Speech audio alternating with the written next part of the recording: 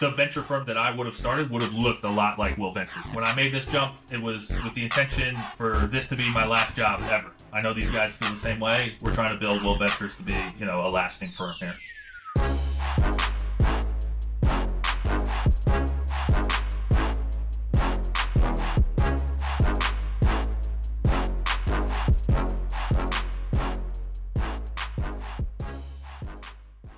All right, we are back for another episode of Under the Number. Today, we're joined by Ben Gardner. Ben is currently a partner and head of portfolio success at Will Ventures, a venture capital group focusing on the early stage of consumer, media, entertainment, wellness, sports-centric businesses. Prior to Will Ventures, he spent 5+ years at Andreessen Horowitz. Prior to that, he spent some time in the NFL with the Chargers and the Cowboys. And prior to that, he was a Stanford football captain, won multiple BCS bowl games, and was an all Pac-12 defensive lineman. So Ben, thank you so much for taking some time to jump on the show today. Anytime, Brent. Thanks for having me, man. I'm excited. Well, we were just talking about it off camera, but this feels a little bit overdue because I've been basically working my way through the Will Ventures portfolio with past episodes. I talked to Louis Burek, co-founder of Dub Club, Christian Ponder, the head of The Post, and Andrew Phillips, who's a member of the leadership team at Fanstake. So it makes sense that we're finally here to sit down and chat. You've been doing the rounds. I appreciate it. I know our portfolio companies love the chance to get a little extra exposure. And those are all awesome guys that we're fortunate to be partners with. So, and two of them Stanford guys. Christian, the Florida State background. We had to let it slide when we were going through our diligence process. But, he's been an excellent founder, and the Post has some exciting things going on as well. So I'm glad you've been able to connect with those guys. Well, now you got the ACC commonality, so much common ground between Tallahassee and Palo Alto all of a sudden. Yeah, absolutely. They're kindred spirits in those two towns. Yeah. Well, interestingly, just yesterday, I was talking to Conrad Ukraina, a Stanford kicker, and I asked him, I said, did you know Ben on the team? What was he like? And he said, dude, Gardner, just Harbaugh era guy, grinder, super hardworking, just gritty, kept to himself as far as just did the work, right? And interestingly, I was looking at doing some research on the co-founders of Will Ventures. It seems like that grit and hustle and almost like blue collar attitude is kind of built into the firm. Is that true, number one? And can you shine a little light on maybe what attracted you to work with your two founders, Isaiah and Brian? Yeah, 100%. It's certainly a big part of the ethos of what we're building here at Will Ventures. And really, my story is one thing. Isaiah and Brian's story is really unique in its own right. So Isaiah Kasavensky was one of the co-founders of Will Ventures. Actually grew up and for large parts of his childhood was homeless in a large family. And bounced around, upstate New York. And his mom and dad did the best they could, but they did not have, legitimate means, and they just got by. And he ended up going to Harvard, becoming one of the greatest players in the history of the Ivy League as a linebacker, playing 8 years in the NFL. Throughout that time, started angel investing, had a run as a startup operator where he met Brian. Brian similarly came from, a family where his dad was a janitor. He was the first person in his family to go to college. He went to Harvard as well, played football, played linebacker as well. They didn't overlap, so they didn't know each other per se during their time at Harvard. But very much kindred spirits in that way. And, my upbringing was definitely much easier. I'm from the suburbs of Milwaukee, Wisconsin, had a really nice, relatively easy childhood. The grit that you're talking about, was certainly required in my football career. I was very much under-recruited, if recruited at all. I had, offers from some Division I AA FCS schools, mostly in the Midwest there, the South Dakota states of the world, Northern Iowa, Southern Illinois, but got overlooked by all the Division I schools. Funny enough, I was committed to go play at Northern Iowa. 2 weeks or so before signing day, got a call sort of out of the blue from Jim Harbaugh. He was still the coach at Stanford at the time. And he basically said, they had a recruiting class of 24 guys. One of them got sort of axed by the college admissions at the last minute because of their grades. And so they had one spot available. and it was mine if I wanted it, but they had to know, tonight. And so, like, talk about sort of a fork in the road moment.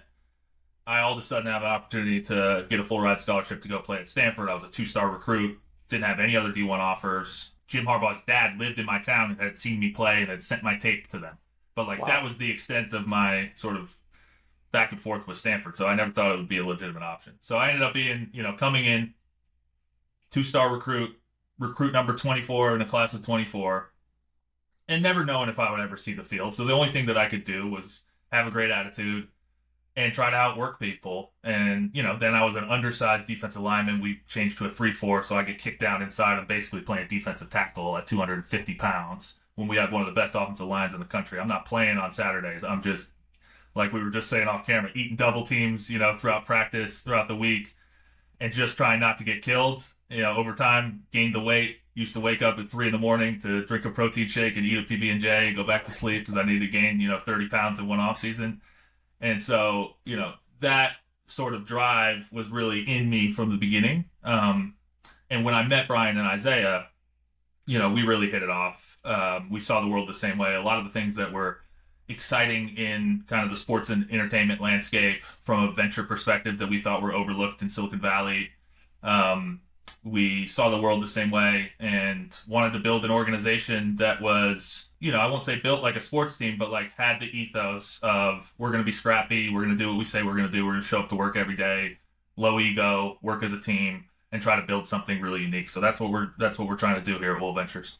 When you think back on those days playing for Harbaugh, I mean, I had my brief stint on the Stanford team under Shaw, 2016, 2017, but that Harbaugh era, if you can boil it down in a few words, what is the best takeaway or best thing that you learned during what I'm sure was a pretty challenging time for all the reasons you listed before, not to mention just a total kind of no-nonsense moment in the program. It was a few years removed from the program being 1-11, as a former guest, Andrew Phillips, told us. Harbaugh took that turnaround, took full responsibility for making that turnaround happen, and left no stone unturned. So tell me a little bit about that. Honestly, like, times have changed in college football, certainly. Like, I don't even know if you could run a program the way that, our program was back then. This is 15 years ago. The words that really come to mind when thinking about, like, the culture there and everything that went into the program was just hyper competitiveness and just toughness at all times. Like, it was very clear when you came in as a freshman, you either get with the program or you're going to get run over. Like, Harbaugh and his staff, and one of the things that people don't talk about the responsibilities of a head coach, and what I really respect about Coach Harbaugh, is when he's assembling his staff, he just wants the best coaches. Like, the coaches where their resumes stand out on their own. They don't need him, they don't necessarily have to be Harbaugh kind of guys in that they get along with each other in the office. Like, he brought in coaches that had, like, egos of their own, that really stood on their own 2 feet, took ownership of what they were doing. And same way with the players. Like, there were a couple of recruiting classes before my class, which was the class of 2009, who were not highly rated guys, but they came in with a sense of belief and didn't complain. Like, some of the workouts that we went through were just absolute insanity looking back. And, we were full pads twice a day, Oklahoma drills, 9-on-7, inside run drills, just pounding. And it really hardened us. And, this is a cliche that a lot of coaches use, but, like, it was really true in our Stanford days. Practice was way harder than the games. And when we went out there, on the road to USC or Notre Dame in front of, 100,000 fans that wanted to see us fail, like, we just knew we had done the work and we were the tougher team. And if we could drag them into the fourth quarter, like, that's when we would go really shine, because we had built that callus, over the course of the off season. And like I said, like, I just look around the college sports world nowadays, like, there are a few programs that I still look at and say, man, those guys are a really tough team, but it's different. Like, the way you get there is different. And, you couldn't necessarily operate your team. There would be a lot of guys transferring today if if they were, running the program like they did back in 2009 to 2010. Following a very successful Stanford football career, lots of winning during that period, overlapping with Andrew Luck and then Kevin Hogan. I know that you had a career-ending injury in your 5th year. That obviously had an impact on your draft prospects and your how you were going to be evaluated by scouts going to the next level. You still got drafted. What was going through your mind during that time? I would assume it was, number one priority, get healthy, get back out there, seize this dream. Was there any part of you at the same time that was thinking, not a backup plan, but what am I going to do after this? Not a lot of guys end up at Andreessen and then a partner at a venture group just a few short years after football career is cut short. So what were you going through kind of mentally at that time of your life? I always had the NFL dream. I didn't know how realistic it was until, I talked about sort of my high school to college transition, and I was happy to be there, happy to be on campus, and just looking to sort of make a name for myself in college football, if at all possible. Didn't know what that looked like. I think over the years, I redshirted. I played a little bit of special teams and like some spot duty as a pass rusher my 2nd year. And then I was able to be, a 3-year starter on a team that in those 3 years was, 11-1 in the regular season, going to the Fiesta Bowl, then 12-2, winning the Rose Bowl, and then going to the Rose Bowl again that 3rd year. So like everyone that was a starter on those teams at that point was thinking about like, okay, I think I could play in the NFL. We were, a perennial top 10 team, right? Top 5 team, even in some cases. So at that point, I was very much, focused on an NFL career. And in my eyes, I was like, I'm going to play for 10 years in the NFL. I'm going to find a way, just like I did in college. But the big thing is I loved being a college football player. Like, I loved the locker room, the game days. I didn't love all of the practice and the summer conditioning and everything. Like, I could be a little salty at practice at times. But just the camaraderie, being, it, right? Just, you can't beat it. And so the biggest thing was when I got hurt in, it was mid-season. It was like right around Halloween up at Oregon State. I had been dealing with a lot of shoulder issues, and then, ultimately manifested in a torn pec on a play where I had to reach out to make a tackle, and it just popped. So the first thing that came to mind was, damn, like, this is not how it was supposed to end. And now I'm going to miss, the last 6 games of the season, the last 6 games of my recruiting class's time at Stanford. We were a top 5 team, I think, at the time. So we had national championship aspirations that year. So it was a grieving process for that first. And that probably lasted, a few days. And then my mind shifted to 2 things. One was I want to be a great teammate still. I love these guys. They're playing for something. It doesn't stop because I'm not out there. The natural human instinct is to just feel sorry for yourself. I wanted to get out of that sort of headspace. So be a great teammate, continue to show up, try to help if I can. I'd seen a lot over the years. I was really always dialed in on film and preparation and whatnot. So try to be helpful to the guys that were stepping into my role. And then pretty quickly, can't feel sorry for myself, still want to play in the NFL, got to make a quick recovery, and so because of that injury, did not get invited to the combine, was going to go play in either the Senior Bowl or the Shrine East-West Shrine game. Didn't get to go do that. So my mind immediately went to, okay, pro day is like, I don't know, 6 months from now. I'm not going to be able to do everything, but I want to be able to do some things, right? To be able to show that like I'm in this. And those 6 months were probably the hardest I've ever worked. It was sun up to sundown. Treatment, training, eating incredibly clean. I was trying to actually trim down a little bit at that point, lose a few pounds to be quicker, faster, bouncier. I had a great support system around me. I was training with some of my teammates from Stanford, living with those guys. We were all on the same mission. Like it felt very similar to, being in the locker room at Stanford. You're just with a little bit smaller group of guys, but you're still all rowing the boat in the same direction with the same dream, trying to make it happen. And yeah, I was able to go out and do most of the workout at pro day enough to where, I was getting invited into visits with teams, and got to hear my name called. It was probably later than I would have wanted. I was a 7th-round pick to Dallas. But it was still very special to get that phone call to sort of achieve that lifelong dream and say, look, it didn't pan out exactly the way, maybe I would have hoped, but I'm getting a chance to go play. And then the next day, like, you get drafted, the next day you're on a flight to Dallas. Like, your bags were packed before the draft. You don't know where you're going, but you know you're going somewhere. And now you're on a flight to Dallas and you get right to work. So there's really not too much time to like sit there and reflect on it. So tell me about how that transition went post-football. I mean, it's extremely rare. I don't know how many guys you could find their resume goes from actively playing in the NFL to working somewhere like Andreessen Horowitz. How was that connection or maybe introduction made? I think people are very genuinely curious how that really does play out. I just talked to Chip Pausek a couple episodes ago, who's got a company called Pro Athlete Community, where it's actually somewhat similar to the Post, but I think it's exclusively for professional athletes, both current and retired, trying to navigate that transition into the post-game life and get involved in the business ecosystem with some help and some fellow entrepreneurs and mentors and resources. But how did it go for you? I mean, it is rare to have that type of a transition. It is rare. I've been extremely fortunate, and I wish I could sit here and tell you like it was all part of this grand plan.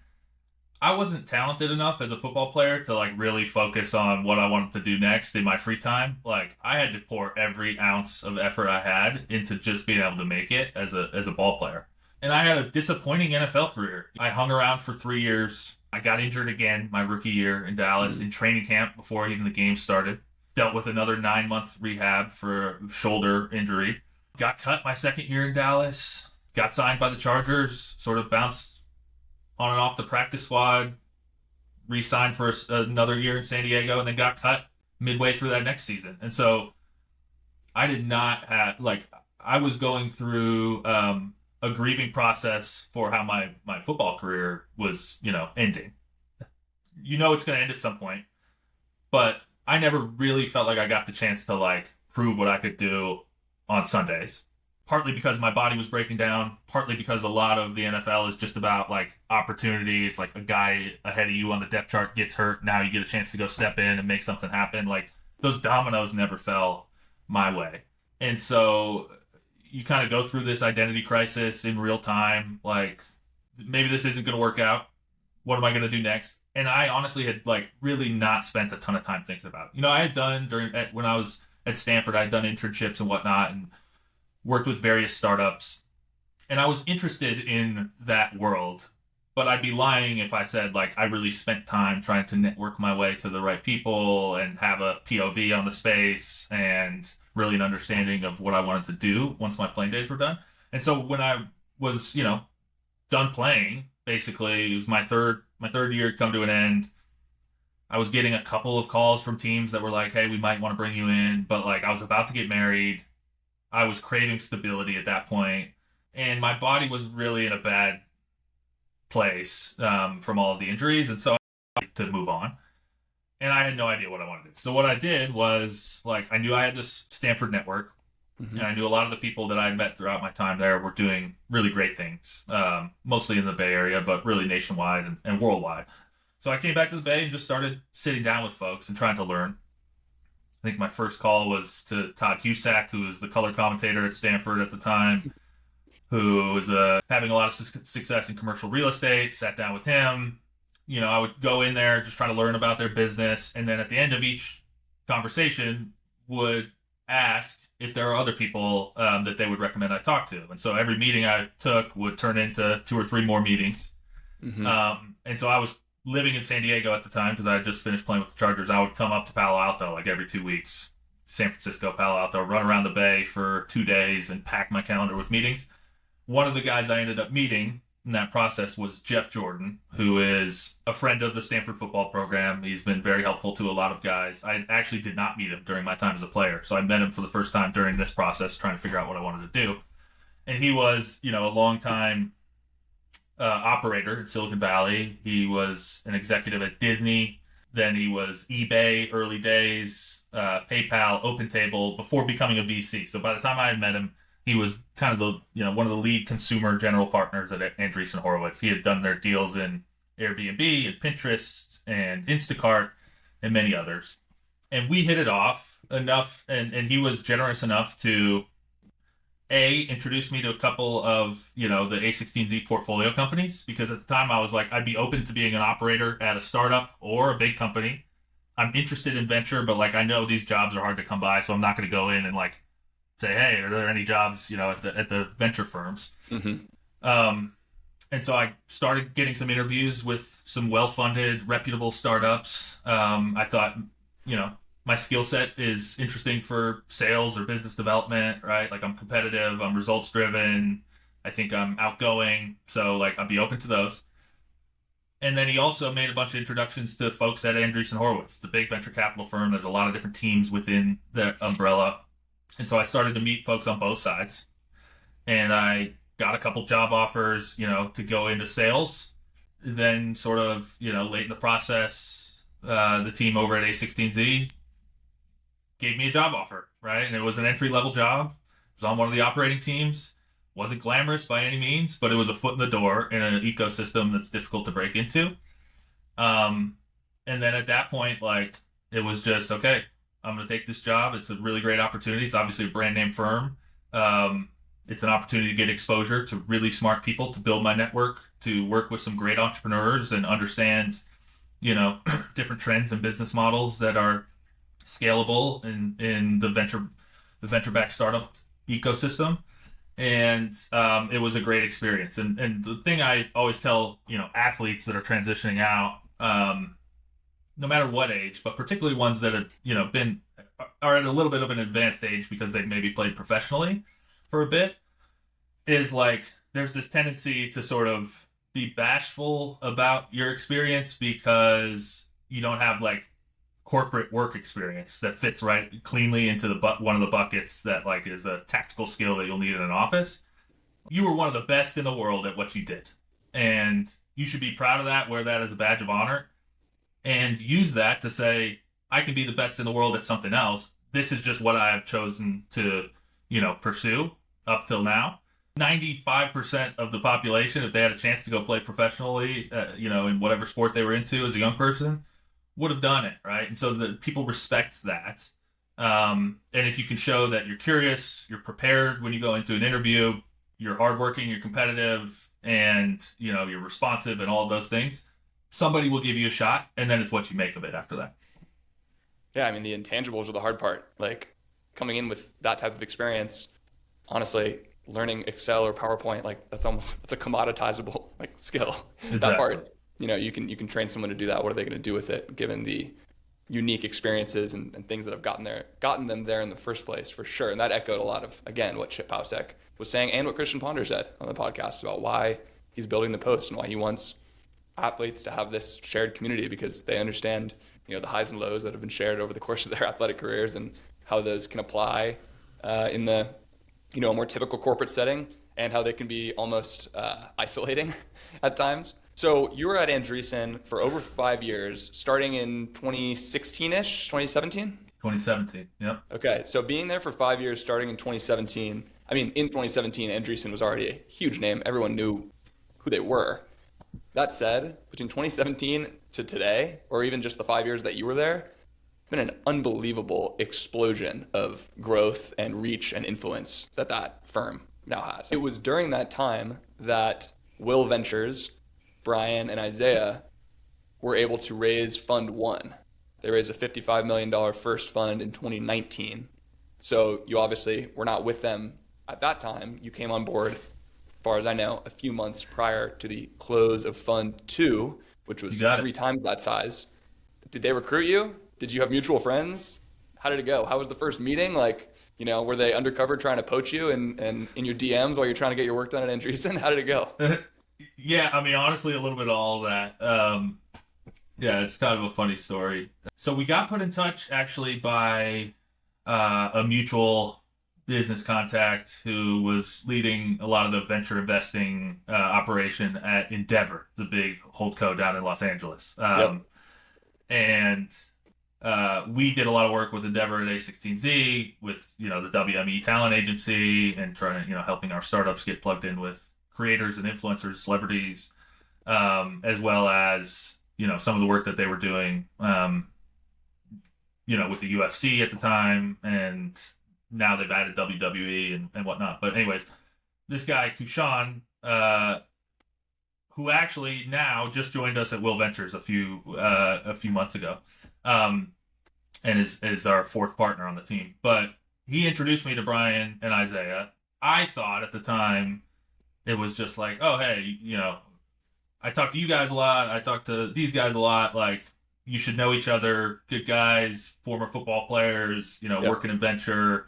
I think you guys would hit it off. Little did I know, apparently, Brian and Isaiah had sort of been trying to get in touch with me or trying to figure out, like, if it might be possible to bring me over. And I think largely because, you're building an early stage venture fund. You're a startup in many ways. And so you raised your first fund, you've been deploying that, you're out in market raising, your second fund with a lot of momentum. And the biggest thing is you got to build a great team. And you got to build a relevant team for the opportunity. So Will Ventures is, unlike A16Z or General Catalyst or, the Titans of Silicon Valley, who are very much generalists and invest across, many, many, many different categories and verticals.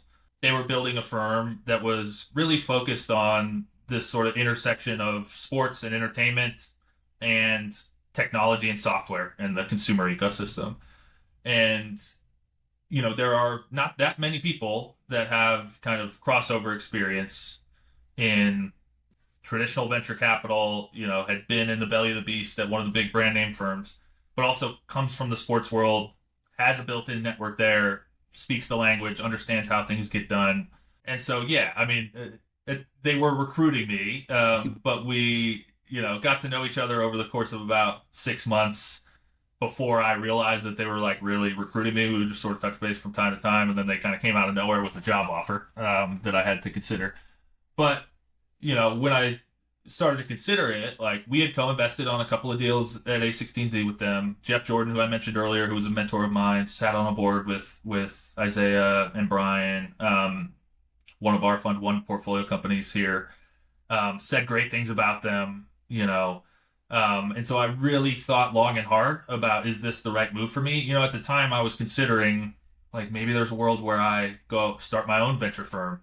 And that scenario, the venture firm that I would have started would have looked a lot like Will Ventures, because at this time there were sort of these big macro shifts happening that made it possible in my eyes. Like, when you look at the legalization of sports betting, yep, the sort of professionalization of college sports and the opportunity for commercial development in that ecosystem, some of the things that are happening internationally, where there's always been this really deep multi-generational sports fandom, just like there is here in the US, but they don't have the same level of commercial traction around the sports ecosystem, largely because of, like, things as simple as lack of, smartphone penetration or cellular bandwidth, right? Nowadays, that has improved quite a bit.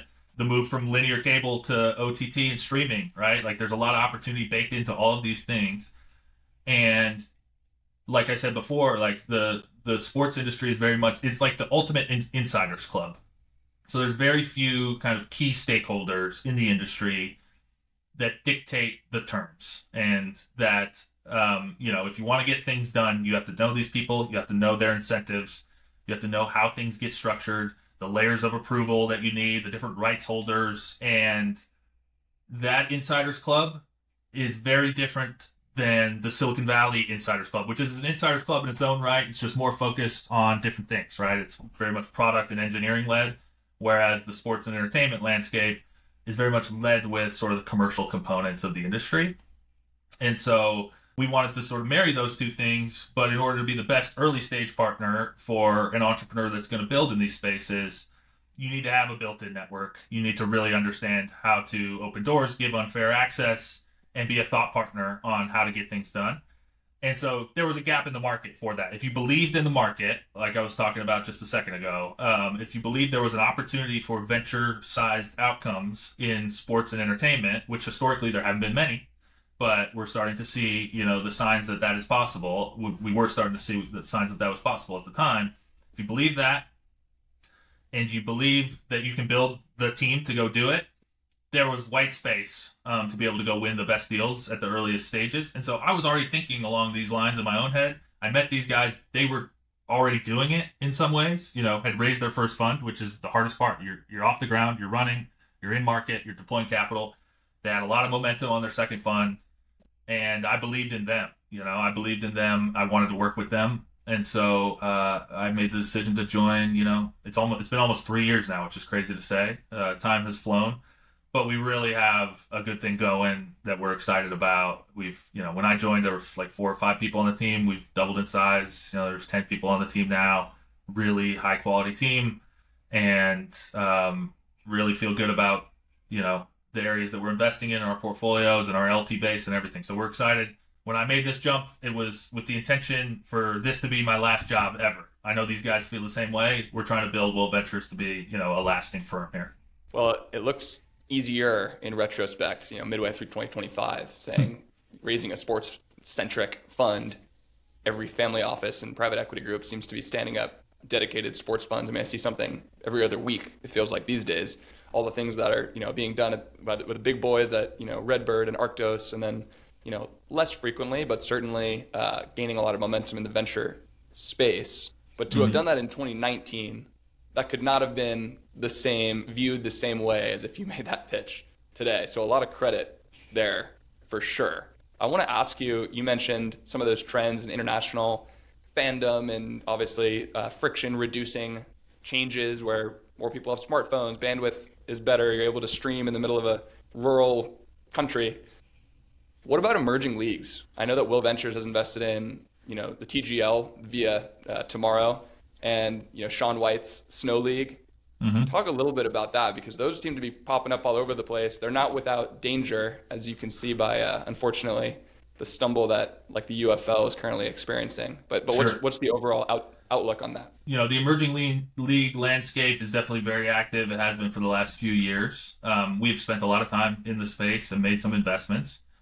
Like any space where there is a lot of capital interest and momentum for various reasons, people are going to get out over their skis, and there's going to be a lot of entrepreneurs that want to build something in that space. So there's going to be a lot of companies popping up, and some where you scratch your head and sort of wonder, like, okay, are we at peak emerging leagues right now? And there's definitely a case to be made for that. I think anything that what we always try to do is sort of sharpen our perspective over time. So we're very much like a research-driven firm. So we will look at different categories within our target verticals where there's a lot happening, or where a big technological platform shift might be acutely impactful, or where there's a big regulatory change, and sort of take a zoomed out approach and try to gather as much information as possible, and then try to zoom in to understand what's actually investable and what's not. Like, we have to underwrite to venture capital returns. And so as great as, there are a lot of businesses that can be great businesses and that founders should start, and that, they can, build an amazing life for themselves and their families off of. It doesn't mean they're right for venture capital, right? And so I think what's interesting about the emerging sports league space is, a lot of these businesses couldn't exist without some form of venture capital, because it's very expensive to operate an emerging league. Any live events business is going to be very expensive to operate. One of the things that I think, sometimes gets lost, but that we have a really strong opinion on these days, is any emerging league of investment that we, are going to get excited about is going to have to demonstrate an unfair advantage in the early days, in sort of year 1 and year 2, to be able to actually generate meaningful revenue early on to offset some of the burn, because these budgets get really unsustainable really quickly. These things require many millions of dollars, and you're just not going to be able to raise that much capital without material traction. So you got to offset some of that with real revenue, which is why when we looked at, like, you take the Snow League, for example, we were the first institutional money into S4, which is Shaun White's holding company. That is, their first property is the Snow League. Over time, there may be more leagues underneath that umbrella or more businesses underneath that umbrella. But when we looked at that, we said, look, snowboarding and skiing, very popular participatory sport. There's things like the X Games, which have proven to be durable brands. They have not really, established repeatable, sort of dependable programming throughout the calendar, any sort of uniform competitive point system and whatnot.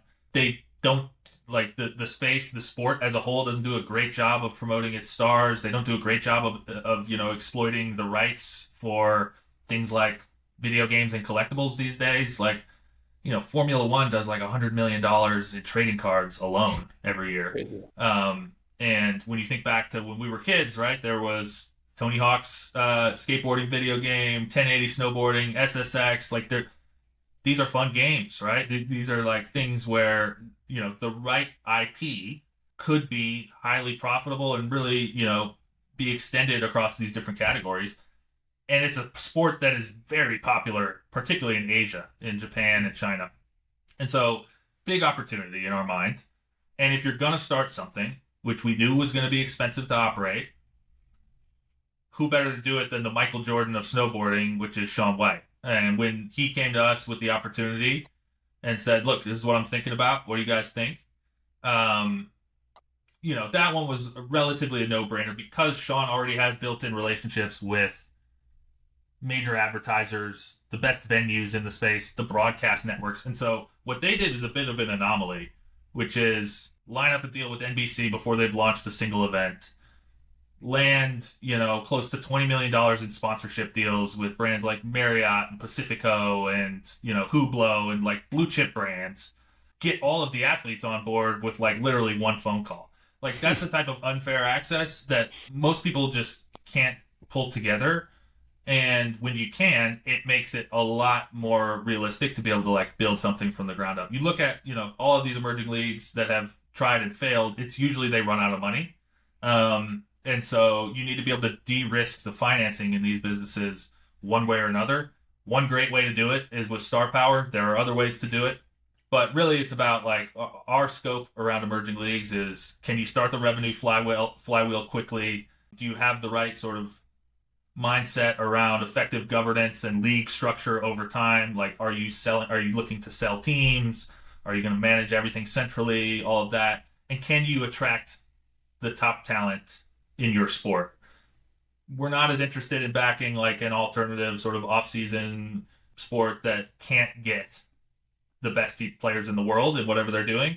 And then does this sport lend itself to the entertainment ecosystem as it is currently constructed, which is can these clips go viral on social media? As much as cycling is a good comp, it's one of the most popular participatory sports globally.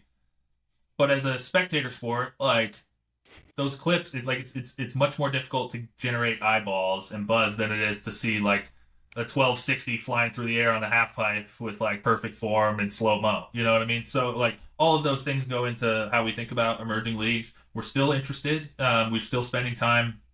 We look at almost everything that's popping up, but we have a really refined scope on what we think is investable, and most of it is about the ability to de-risk those first couple of years to give you enough time to generate the type of engagement and eyeballs and ultimately revenue that will make you sustainable over the long run and profitable over the long run. All right. Well, I realize we're over time. I wish I could have booked 2 times as long of a window to chat because I could go on for a long time on this topic. But just 4 rapid fire questions to take it home, and maybe we'll do a little part 2 down the road. We'll have you back on the show and continue the conversation. Good. Yeah, we can do it. All right. What is the biggest red flag for you in a founder? Something you just hate to see. Biggest red flag would be dishonesty or not open communication with investors. And there are a lot of reasons in the past why founders, get caught up in that.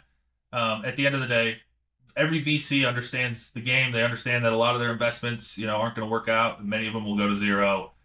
We want to be in the loop. We want to understand the good, the bad, the ugly.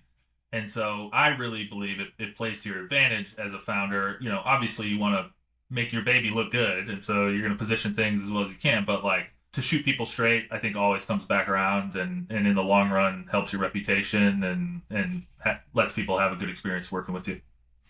All right, if you had to pick just one of the following spaces, maybe it's one that you've kind of dived the deepest into or just personally are the most bullish on, what would you pick between youth sports, emerging leagues, women's sports, or consumer wellness products? Gosh, I mean, we spent time in all of those. They're all interesting spaces. If I had to pick, I'd pick youth sports. I just think they are so ubiquitous, and parents are so motivated to give their child the best experience possible, and that comes with the intention to spend money, which creates an environment where you can build really interesting businesses. I think all of those spaces are greenfield right now to build really interesting businesses, but youth sports, there have been a lot of big businesses built. There will continue to be, and I just had a baby, so I'm excited for my little girl to be, playing soccer in a few years and doing all the things. So I would pick youth sports. Well, I know you guys backed Youth Inc., Greg Olson's company, so that's exactly. In line. I need to track down Greg. I need to get him on the pod one day. He'd be a star guest. He would, yeah, absolutely. What is one sports innovation you really wish had existed when you were playing? Honestly, this is pretty basic, but we didn't even have all of the sort of player tracking when I was playing. What are the little catapult? Yeah, the catapult vests that guys wear. For me, I was a guy that always dealt with soft tissue injuries, hamstring pulls, my pec, all of it. And I think a lot of that data, kind of in real time around ultimate exertion and fatigue and hydration and everything, could have been really valuable to keep me healthy and on the field. So I'll go with that. All right, last question. What is the most important intangible in a founder to you? Oh gosh, most important. I'll say two. The one that I think is everyone would always say is just grit. It is so hard. I have so much respect for anybody that decides to be a founder and really sticks with it. It is never linear, never up and to the right. It's always going to get ugly and get hard at some point. So the ability to stick it out and really believe in what you're doing. The other one that I always say is you want to be a successful founder. A big part of it is being able to sell the dream, to be able to get people inspired about what you're building. Get investors inspired, of course, but you want to hire a great team, you got to go inspire people before it's obvious that you're onto something special and they should join the party. You got to go inspire early customers to take a shot on you, all that. So I think grit and toughness and sales ability to go sell the dream. All right, Ben Gardner, thank you so much for taking the time. I hope we can do it again. Go out there and check out what Will Ventures is doing, willventures.com. Check it out. Brent, you're the man. Thanks for having me. Go Cardinal. Thank you. Absolutely.